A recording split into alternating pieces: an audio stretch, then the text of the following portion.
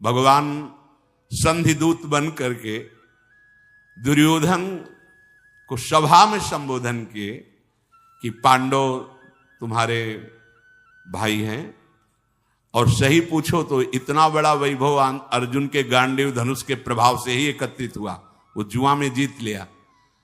तो मेरी राय तो ये भगवान कह रहे हैं कि आप आधा राज्य वापस कर दीजिए, पर ऐसी वृत्ति तुम में दिखाई नहीं दे रही तो 5 गांव दे दीजिए।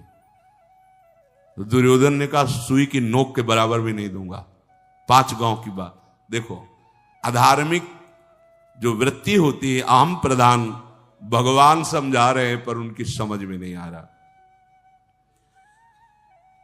पहले से उसने गुप्त मंत्रणा कर रखी थी, अगर केशव तनिक भी क्रोधावेश धारण करें तो तत्काल उनको बंदी बना लिया जाए और कैद में डाल दिया जाए।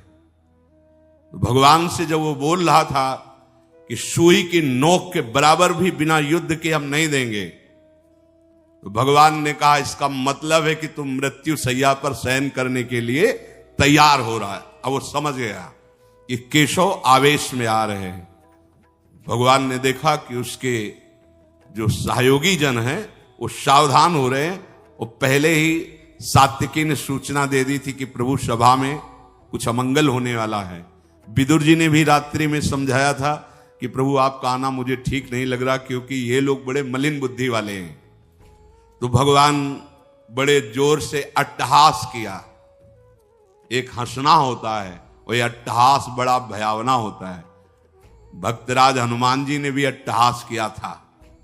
जब पूंछ में आग लगाई गई थी लंका में, तो अट्टहास कर गर्जा कपि बढ़िलाग भयंकर अट्टा, ऐसे ही प्रभु श्री कृष्ण ने अट्टहास किया और कहा ए दुर्योधन, क्या तू मुझे अकेला समझ रहा है? तू मुझे बंदी बना सकता है? देख बना बंदी मुझे। भगवान का विराट रूप सभा में प्रकाशित हो गया। बड़े बड़े लोकपाल, अश्विनी कुमार, इंद्र, मरुदगण, विश्वदेव, यक्ष, गंधर्व, नाग, राक्षस सब भगवान के अंगों से प्रकाशित हो रहे हैं। उनके दोनों भुजाओं में, एक में भगवान बलराम जी हल मूसल धारण किए हुए, एक तरफ गांडीव धनुष धारण किए हुए अर्जुन, दाहिनी भुजा में अर्जुन और बाएं भुजा में हलधर बलराम जी। देखा शंख चक्र गदा शक्ति सारंग हल नंदक नामक खड्ग, ये सब मूर्तिमान भगवत पार्षद जो अस्त्र हैं भगवान के अंग में विराजमान हैं। बहुत तेजो में देदीप्यमान श्री कृष्ण के अंग, नेत्रों से, नासिका से, रोम के छिद्रों से भयंकर आग की, प्रलयकालीन आग की लपटें प्रकट हो रही हैं। रोम कूप से सहस्त्रों सूर्यों जैसा तेज प्रकाशित हो रहा है भगवान श्री कृष्ण के। समस्त सभा में जितने राजा थे सब भयभीत होकर मूर्छित हो गए। किसी की हिम्मत ही नहीं हुई कि पूर्ण रूप से भगवान की उस रूप का दर्शन कर सके। द्रोणाचार्य जी, भीष्म जी, परम भागवत विदुर जी, महाभाग संजय जी और वहां आए हुए महर्षि जन, केवल ये ही भगवान के इस रूप को देखने में समर्थ हुए और सब की आंखें मुंद गई, मूर्छित होकर सब गिर पड़े। उसी समय समस्त दिव्य दिव्य ऋषिजन भगवान की स्तुति हाथ जोड़ करके कर रहे हैं। भगवान ने जिन जिन को देखने का सामर्थ्य दिया वही देख पा रहे हैं, बकाया सब मूर्छित पड़े हुए हैं। उस सभा भवन में दुंदुभियां बजाते हुए देवतागण, बड़े बड़े ऋषिजन जब स्तुति और फूलों की वर्षा करते हैं, उसी समय धृतराष्ट्र संजय से पूछते, संजय ये क्या कोलाहल हो रहा है? तो संजय ने कहा, कमल नयन यदकुल तिलक भगवान श्री कृष्ण विराट रूप में विराजमान है। तुरंत हाथ जोड़कर धृतराष्ट्र ने कहा, क्योंकि भगवान व्यासदेव जी के पुत्र हैं, हाथ जोड़कर कहा, हे परम कृपालु श्री कृष्ण, हे समस्त जगत के हितैषी, मुझ अंधे पर भी कृपा कीजिए। मैंने आज तक आपसे कभी कुछ देखने के लिए नहीं मांगा। हे केशव, मेरे नेत्र नहीं हैं, ना भीतर के ना बाहर के। हे केशव, मैं आपसे प्रार्थना करता हूं, एक क्षण के लिए मुझे नेत्र दे दीजिए, जिससे मैं आपके इस स्वरूप का दर्शन कर सकूं। हे महाबाहु जनार्दन, आप हम पर कृपा कीजिए। जब धृतराष्ट्र ऐसा कह रहे थे तो भगवान श्री कृष्ण ने कहा, तथास्तु, ऐसा ही हो। तत्काल उनके नेत्र खुल गए। कर्तुम अकर्तुम अन्यथा कर्तुम, तत्काल नेत्र खुल गए और भगवान के उस अद्भुत विराट स्वरूप का दर्शन धृतराष्ट्र जी ने भी किया। भगवान विश्वरूप का दर्शन कराकर अपने विश्वरूप का जैसे ही स्मरण किया, नेत्र उनके अंतर्ध्यान धृतराष्ट्र के, क्योंकि मांगा ही केवल इतना था कि मैं दर्शन कर सकूं। सारी पृथ्वी कंपायमान, समुद्र में खलबली मच गई, दिग्गज चिक्कारने लगे। भगवान का जो विराट रूप है, शत्रुओं का दमन करने वाले पुरुष सिंह भगवान श्री कृष्ण अपने उस अद्भुत स्वरूप का स्मरण किया। ऋषियों ने भगवान को प्रणाम वंदना करके तत्काल वहां सभा छोड़ दी, क्योंकि जहां भगवान का अपमान हो रहा हो या निंदा होना या किसी भी तरह की अवहेलना होने की संभावना भी हो, ऐसी सभा में जाना नहीं चाहिए। अगर सभा में पहुंच गया है तो तत्काल काल में अंगुली डालकर वहां से निकल जाना चाहिए, या जो निंदा कर रहा हो या अपमान कर रहा हो उसको दंड देना चाहिए। तो अपने जनों को दंड देने वाला कोई भाव नहीं रखना। अगर कहीं हमारे भगवान की कोई निंदा, हमारे आराध्य देव की, तो दोबारा उसका मुख न देखे। अंतर से भगवत भाव है, पर हम उसका संग न करें। ऋषि जन भगवान के विराट रूप का दर्शन करके तत्काल इसीलिए चल दिए कि ये विमुख जन सभा में बैठे हुए दुर्योधन दुशासन, अब यहां एक क्षण भी नहीं टिकना चाहिए। जो ही वो महर्षि जन गए तो नारद आदि ऋषि भी भगवान को प्रणाम करके अदृश्य हो गए। एकदम कोलाहल शांत हो गया। एक बड़ी अद्भुत सी घटना घट गई। तत्काल दारुक दरवाजे पे रथ ले आया और भगवान सहज मुद्रा में उठे और सभा से बाहर निकले। तो भीष्म पितामह जी, द्रोणाचार्य, कर्ण, ये सब पीछे भगवान के, सब कोई आनंद से फूला हुआ है तो कोई भय से भूला हुआ है। कर्ण आदि की बुद्धि काम नहीं कर रही है कि ये केशव कितने महान हैं, पीछे पीछे चल रहे हैं।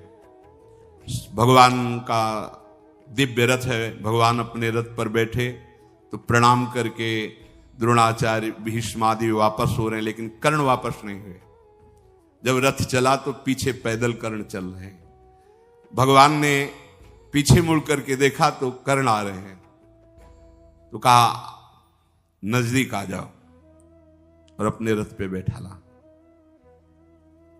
कहा हमारी इच्छा भी थी कि मैं तुमसे एकांत में मिलूं। तो उनका केशव, मुझे वेदविद जो ब्राह्मण जन हैं उनसे पता चला था कि भगवान का अवतार होगा। अब मैं समझ गया कि वही अवतार आप हैं। अभी तक तो मैं समझ नहीं पा रहा था कि तुम अर्जुन के मित्र हो, बहुत प्रभावशाली हो, पर जो मैंने ब्रह्म ऋषियों से सुना था, आज मुझे अनुभव हो रहा है कि आप साक्षात भगवान हैं। भगवान ने कहा हाँ, जो वेद पारंगत विद्वान ब्रह्म ऋषियों ने तुम्हें बताया था, वही मैं अवतार लेकर के इस जगत का भार उतारना चाहता हूं। तुम तत्वज्ञानी महापुरुषों का संग किए हो कर्ण, इसलिए मैं जो तुम्हें कह रहा हूं बिना संशय के बात को सुनना। तुम जानते हो सिद्धांत किसे कहते हो, धर्म किसे कहते हैं। तुम धर्मशास्त्र के सूक्ष्म विषय के ज्ञाता भी हो। तुम अधिरथ पुत्र नहीं हो।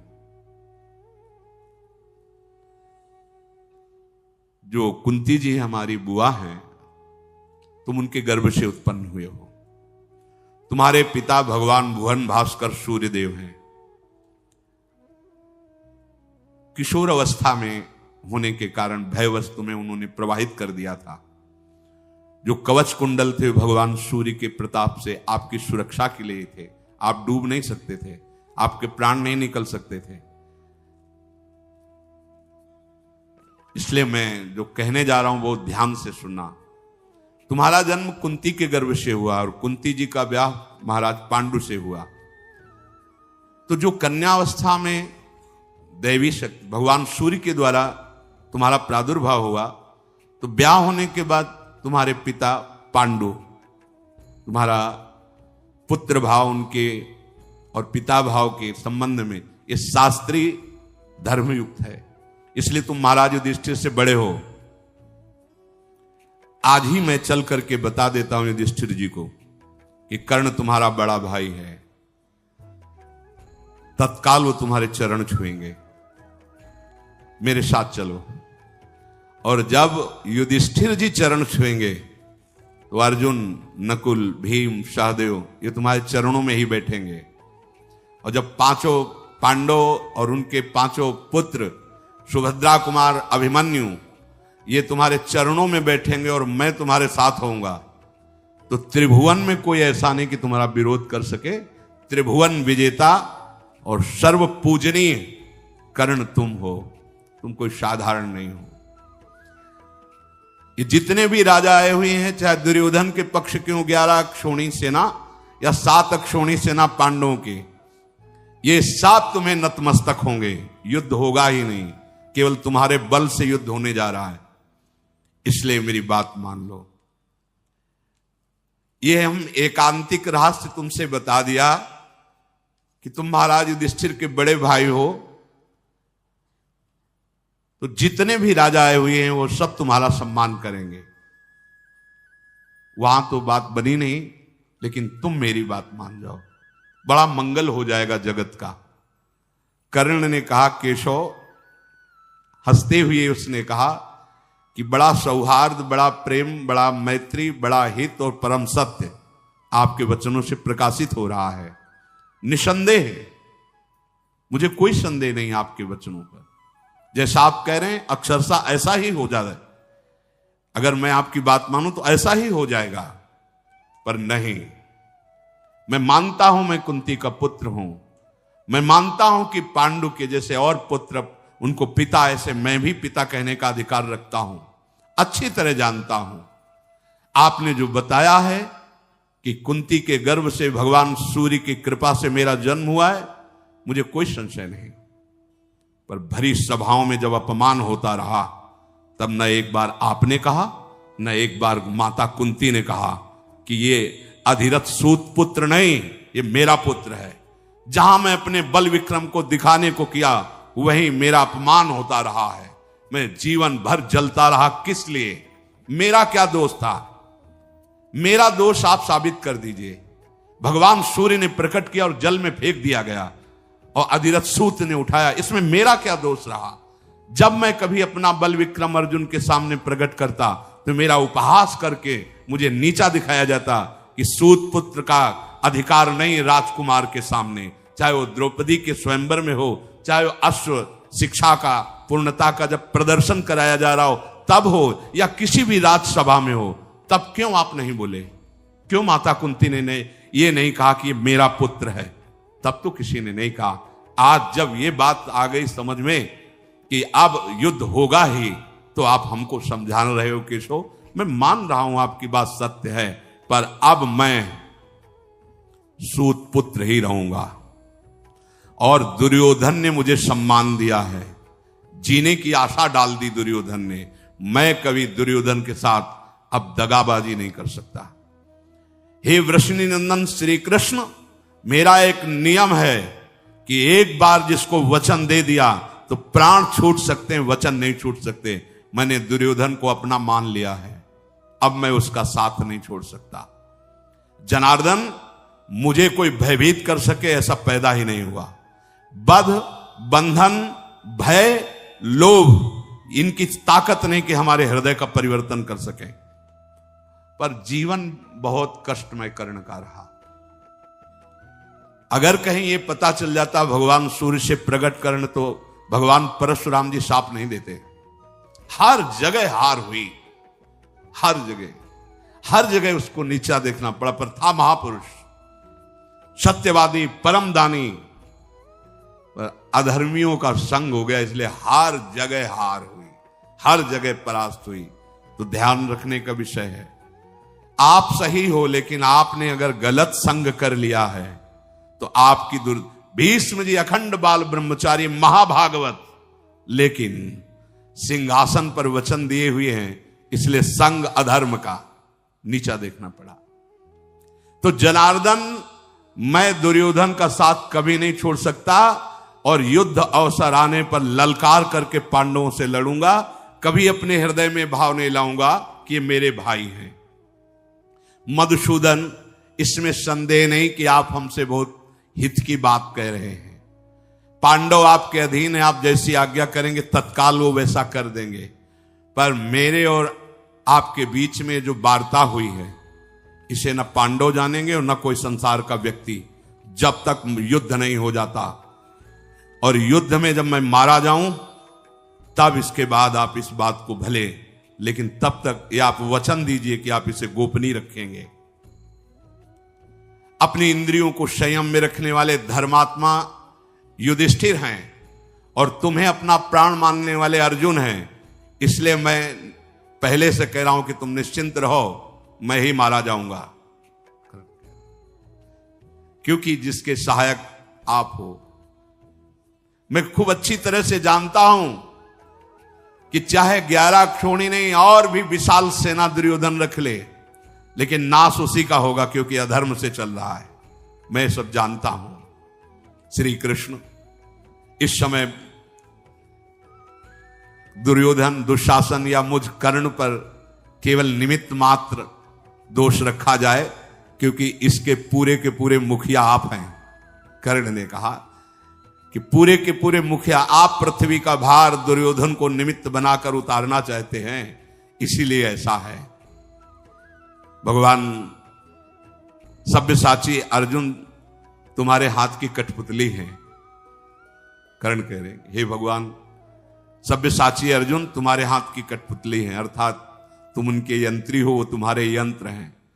इसलिए इस रणांगण में जो रण यज्ञ होगी, इसमें बलि मेरी ही चढ़ेगी। आप निश्चिंत रहिए, क्योंकि जिसके आप सहायक हैं उसका कोई नाश कर सके। ये कर्ण की एकांतिक वार्ता भगवान के साथ हो रही है। मैं जान रहा हूं कि पांडुनंदन महाबलशाली वायुपुत्र भीमसेन जिस समय अपने स्वरूप में आकर सिंहनाद करेंगे, तो दुशासन का रक्त निश्चित पिएंगे। उन्होंने प्रण किया है तो छाती फाड़ेंगे वो, मुझे पता है। क्यों? क्योंकि इस रण यज्ञ में आपका सहयोग है। मुझे पता है कि जिस समय पांचाल राजकुमार धृष्टद्युम्न अपने स्वरूप में आकर खड़ा होगा, तो द्रोणाचार्य का गर्दन वही उतारेगा। क्यों? क्योंकि आप उनके रक्षक हैं। मुझे पता है कि शिखंडी भीष्म जी के सामने खड़े होने के लायक भी नहीं है, लेकिन वो मार गिराने का काम करेगा। क्यों? क्योंकि आप उनके पक्ष में हो। महाबली दुर्योधन का वध निश्चित है, क्योंकि आप पांडवों के पक्ष में हैं। पर हे श्री कृष्ण, मैं पांडवों के पक्ष में नहीं आ सकता, रहूंगा दुर्योधन के ही पक्ष में। जब भगवान ने देखा कि कर्ण बात जानते हुए भी अब नहीं मानेंगे, तो कर्ण ने कहा, प्रभु आप ऐसा ना समझे कि मैं आपकी आज्ञा का उल्लंघन कर रहा हूं। मैंने एक स्वप्न देखा है, वो केवल आपसे बता रहा हूं। मैंने स्वप्न देखा है कि गांडीव धनुषधारी अर्जुन श्वेत गजराज पर विराजमान होकर के मुझे दृष्टिगोचर हो रहे हैं, अर्थात मेरे से उनकी विजय होगी। मैंने देखा है कि दुर्योधन में केवल 3 के मस्तक पर श्वेत पाग है और सबके लाल है, अर्थात सब मारे जाएंगे। 11 क्षोणी सेना में केवल 3 बचेंगे, अश्वत्थामा, कृपाचार्य और कृतवर्मा। ये 3 के माथे पे केवल सफेद पाग है, से सब मारे जाएंगे। जनार्दन, ये जो मैंने स्वप्न देखा है, इससे मुझे निश्चित हो चुका है कि पांडवों की विजय होगी, कौरवों का विनाश होगा, साथ में मेरा भी। पर मैं डरने वाला नहीं हूं। मैं ललकार ललकार कर अपने भाइयों को मारूंगा, पांडवों को, पक्का। आप मुझे अब समझाने की चेष्टा न करें, अब मैं रहूंगा इसी पक्ष में। भगवान मुस्कुराए और रथ से उतरकर प्रणाम किया और कर्ण चला गया। और भगवान उपप्लव्य नगर की तरफ दारुक शिरत थपवाया। विदुर जी को बहुत चिंता हुई। विदुर जी कुंती के पास गए और कहा, चिरंजीवी पुत्रों को जन्म देने वाली भारी संकट उपस्थित है। भगवान आए, संधि करवाने की चेष्टा की, नहीं हुई। भगवान का अपमान हुआ, कैद करने की, बंदी बनाने की चेष्टा की, अब वो वापस चले गए हैं। मतलब युद्ध पक्का। और युद्ध पक्का तो मुझे केवल डर है कर्ण से।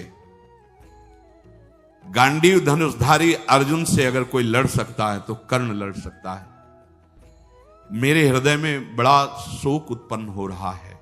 ये धृतराष्ट्र बूढ़े हो गए हैं, पर इनकी बुद्धि अभी लोभ से ग्रसित हो रही है। कैसे इनको समझाऊं? मेरा हृदय बड़ा अशांत हो रहा है। भीष्म पितामह, द्रोणाचार्य, कर्ण, ये सब दुर्योधन के साथ हैं। कोई उपाय नहीं दिखाई दे रहा। विदुर जी की आंखों में आंसू आ रहे। कोई उपाय नहीं दिखाई दे रहा जिससे मैं इस युद्ध को रोक सकूं, इस जनसंहार को रोक सकूं। कर्ण बहुत बलवान है, मैं अंदर से जानता हूं।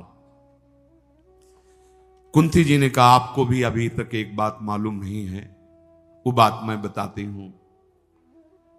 मैं जब पिता के घर में रहती थी तो साधु सेवा का मुझे अधिकार मिला था कि आए हुए अतिथि सेवा को। तो उस समय महान तप के धनी दुर्वासा ऋषि आए और अतिथि सेवा मुझे मिली। जैसा सावधानी से सेवा करनी चाहिए वैसी सेवा की। वो प्रसन्न हुए और मुझे एक मंत्र दिया कि इस मंत्र से कभी भी किसी भी देवता को बुला। तो मेरे मन में चापल्यतावश ऐसा हुआ कि मैं भला सूर्य को बुलाऊं, तो सूर्य देव आ गए और उन्होंने मुझे एक पुत्र प्रदान किया जो कन्यावस्था में ही प्रकट हुआ। वही ये पुत्र कर्ण है। तुम भयभीत मत रहो कर्ण से, वो मेरा पुत्र है। मैं जाऊंगी और आज्ञा करूंगी, वो अवश्य मेरी बात मानेगा। विदुर जी को प्रसन्नता हुई कि यदि ऐसे युद्ध रुक जाए तो बहुत अच्छा है। माता कुंती, समय कर्ण का एक निश्चित था। ब्रह्म मुहूर्त से खड़े हो जाते थे और जैसे जैसे सूर्य उदय होते वैसे वैसे मुख करते हुए भीषण धूप में भी ऐसे मंत्र उच्चारण करते हुए गंगा जल में और उस समय नियम था अगर कोई भी आकर कुछ मांग ले वो दे देते थे। ठीक उस समय माता कुंती गई, देखा दोनों भुजाओं को भगवान सूर्य की तरफ ऐसे किए, गंगा जी में खड़े हुए मंत्र जाप कर रहे हैं। नजदीक गई तो छाया सी दिखाई दी। मुड़ करके कर्ण ने देखा तो कहा, राजमाता आपके चरणों में प्रणाम है। इस समय आपका यहां आना, आप इस कर्ण से क्या चाहते हैं? देवी, मैं अधिरथ पुत्र कर्ण हूं, यह बात आपको पता है? क्योंकि भगवान ने बताया ना, इसीलिए वो भी कड़ुआ बोल रहा है। मैं अधिरथ पुत्र सूत पुत्र कर्ण हूं, यह बात आपको पता है? हाँ, तो ये सूत पुत्र कर्ण आपके चरणों में प्रणाम करता है। राजमाता यहां आने का कष्ट किया, आदेश करें ये सूत पुत्र क्या सेवा करें। बार बार इसलिए वो ये कह के आई है ना कि मेरा पुत्र है, मैं उसे बताऊंगा, और भगवान ने पहले बता दिया था।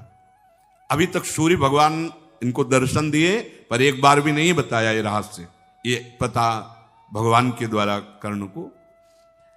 कुंती ने कहा कि बेटा, तुम सूत पुत्र नहीं हो, तुम कुंती पुत्र हो। तुम्हारे पिता अधिरथ नहीं, त्रिभुवन को प्रकाशित करने वाले भुवन भास्कर सूर्यदेव हैं। तुम मेरे गर्भ से प्रथम पुत्र के रूप में प्रकट हुए हो। जिस समय मैं कुंती भोज राजा के यहां रहती थी उस समय तुम्हारा प्रादुर्भाव हुआ। कर्ण, ये सामने देखो, जिनकी तुम आराधना कर रहे हो ये तुम्हारे पिता हैं और इस बात के साक्षी हैं कि जो मैं बोल रही हूं वो परम सत्य है। बेटा, ये युद्ध होने जा रहा है, प्रधान तुम इसके हो, तुम अपने भाइयों से अपरिचित हो। ये पांडव तुम्हारे ही भाई हैं। तुम्हें धृतराष्ट्र पुत्रों की पक्षवृत्ति लेकर युद्ध नहीं करना चाहिए। तुम मेरे पुत्र हो। पूर्व काल में जिसका उपार्जन किया गया अर्जुन आदि के द्वारा लोभवश इन दुष्टों ने कपट करके वो सब ऐश्वर्य अपहरण कर लिया है। अब मेरे पुत्र उसके लिए जरूर युद्ध करेंगे। तो तुम्हें पता हो जाना चाहिए कि अर्जुन और तुम भाई भाई हो, फिर युद्ध किस बात का? तुम हो जाओ तो युद्ध होगा ही नहीं, इस बात को स्वीकार करो। कर्ण ने कहा, इस महान रण यज्ञ की वेदी पे पीठ दिखाने वाला ये सूत पुत्र नहीं है। अब ऐसा कभी नहीं हो सकता। सर्वगुण संपन्न पांडव हैं, मैं जानता हूं। सूर्यमंडल से आकाशवाणी हुई, सुनो कर्ण, सूत पुत्र शब्द उच्चारण मत करो।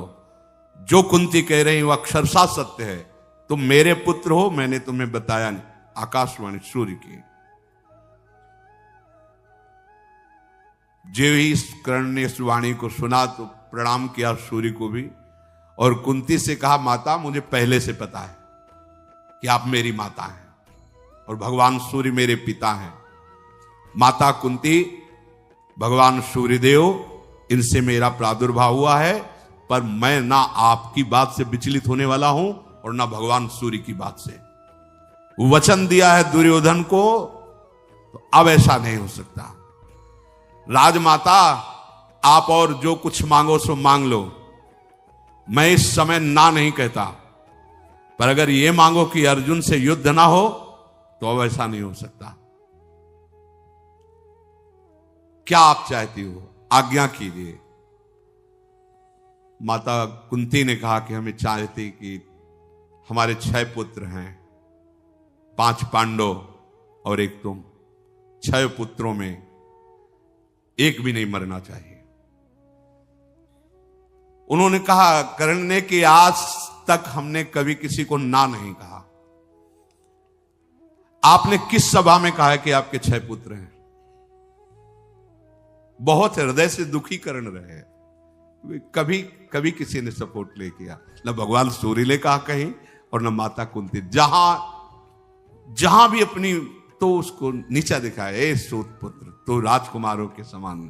तो 6 पुत्र हैं आपके, आपने किस सभा में घोषित किया? कभी किया है? आज जब आपने देखा है कि आपके पुत्रों पे, प्राणों पे बने आई है, तो आप अब यह कहने चली आई हो कि कर्ण तुम मेरे पुत्र हो, पांडव तुम्हारे भाई हैं। मैं दुर्योधन का आश्रय लिया, मेरा जीवन निर्वाह दुर्योधन ने किया, मैं प्राण भी उसी को दूंगा, उसी के लिए न्यौछावर करूंगा। मैं कभी झूठ नहीं बोलता और मैं कभी मांगने वालों को ना भी नहीं कहता। तो इसलिए दैव बड़ा बलवान है। तुमने 5 पुत्र सदैव घोषित किए हैं, 5 ही रहेंगे, तुमको भी विमुख नहीं करेंगे। युद्ध का अवसर आएगा और जब युधिष्ठिर, भीम, नकुल, सहदेव, इनको मैं ऐसी दशा में पहुंचा दूंगा कि वध कर सकता हूं, उस दशा में मैं इनको छोड़ दूंगा, लेकिन अर्जुन को नहीं। या अर्जुन मुझे मारेगा तो 5, या मैं अर्जुन को मारूंगा तो आपके 5। आपने सभा में सदैव 5 पुत्र बताए हैं, 5 ही पुत्र रहेंगे। या कर्ण जाएगा या अर्जुन जाएगा। कुंती देवी हृदय से बहुत दुखी हुई और कहा, बेटा तो अपनी इस बात का ध्यान रखना कि हमारे अन्य पुत्रों का तुम वध मत करना, क्योंकि वो जानती हैं अंदर से कि जिसके श्री कृष्ण सहायक हैं उस अर्जुन का कौन बिगाड़ सकता है। पर यहां कर्ण के जीवन में देखने को मिला कि अगर अधर्म का संग कर ले तो कितना भी बड़ा सत्यवादी, दानी, महात्मा कोई क्यों न हो, उसे सदैव नीचा ही देखना पड़ता है। इसलिए कुसंग का त्याग करते हुए भगवद आश्रित होकर निरंतर जाप करने से नाम का, मंत्र का, गुरु वचनों का, जीव का परम मंगल हो जाता है।